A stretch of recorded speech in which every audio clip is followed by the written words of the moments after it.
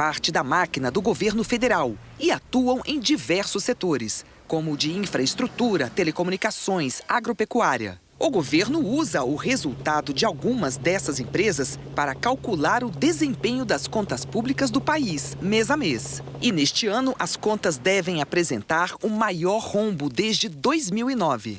De janeiro a agosto, o déficit das empresas estatais federais bateu 3 bilhões e 300 milhões de reais. E a previsão do próprio governo é que fechem o ano em 3 bilhões e 700 milhões de reais no vermelho. Em 2009, o rombo do ano foi de 3 bilhões e 800 milhões de reais.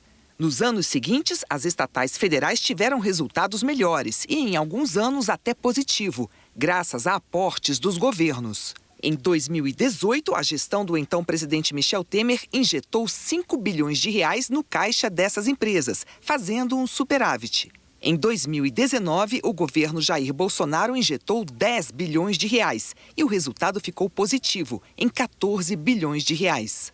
Em 2023, o resultado voltou a ser negativo, em 700 milhões de reais. Este ano, os déficits maiores estão na Empresa Gerencial de Projetos Navais, Empresa de Correios e Telégrafos, Engea de Planejamento Financeiro, Infraero e Dataprev, responsável pela tecnologia da informação do país, como processamento de folha de pagamento e benefícios do INSS. O resultado não inclui Petrobras e Eletrobras, porque são empresas que têm características específicas, como regras de governança que se aproximam de empresas privadas de capital aberto, e nem bancos públicos. E a Lei de Diretrizes Orçamentárias permite que o governo abata os gastos com investimentos previstos no PAC. O Ministério da Gestão e da Inovação afirmou que, em boa parte das empresas estatais, o déficit que agora está sendo registrado é explicado pelo aumento em investimentos, como máquinas e tecnologia. Que esses investimentos estão sendo bancados por recursos que já estão no caixa das empresas e não demandarão nenhum aporte do Tesouro. Que em anos anteriores, especialmente entre 2018 e 2021, o Tesouro já repassou recursos para as estatais, para que elas realizassem investimentos. E que, como eles não foram feitos, se transformaram em superávites elevados naqueles anos e ficaram guardados no caixa das empresas. O governo também citou que em 2018 e 2019 foram feitos aportes que somam 10 bilhões de reais que geraram superávit. E que a Engeprom recebeu investimentos em 2018 e 2019 para a construção de 4 fragatas, o que gerou superávit naqueles anos. Ainda, segundo o governo, em 2024, a empresa já investiu 1 bilhão de reais desses recursos que ficam registrados como déficit. As projeções para os próximos anos também indicam resultados ruins. Especialistas reforçam que o descontrole nas contas das estatais compromete a credibilidade do país e o esforço em sanar as despesas públicas, no momento em que o governo fala em urgência para revisar gastos. O economista Gabriel Barros ressaltou que há preocupação sobre a sustentabilidade da política do governo federal de repassar recursos para as estatais, criando contas cada vez mais deficitárias.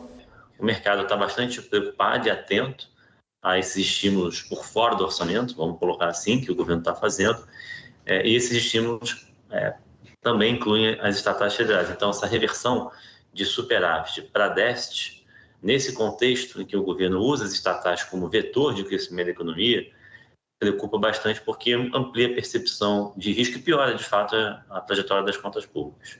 O economista Cláudio Freystack lembrou que o déficit nessas contas é pago por todos nós. Basicamente, esse déficit alguém tem que pagar. Tá? E quem vai pagar somos nós, evidentemente. Porque o governo não produz dinheiro, por assim dizer, tá?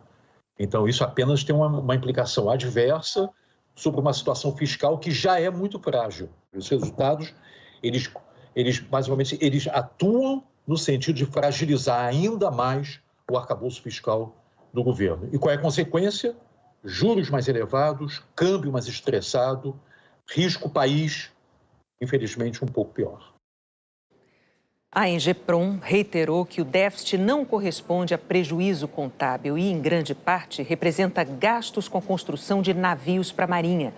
A Ingeprom afirma que a capitalização da empresa para a condução de uma política pública de defesa aprovada pelo Tribunal de Contas da União explica o déficit. Os Correios afirmaram que o déficit foi herdado do governo anterior, mas que investiram cerca de 2 bilhões de reais próprios para reconstruir a empresa, adotaram medidas para reduzir despesas e aumentar receitas e não vão precisar de aporte do governo. A Engea declarou que é superavitária e tem disponibilidade para quitar todas as suas despesas. A Infraero declarou que não vai precisar de recursos do governo para cobrir o déficit e que ele é decorrente do uso de recursos próprios disponíveis em caixa para a transferência dos aeroportos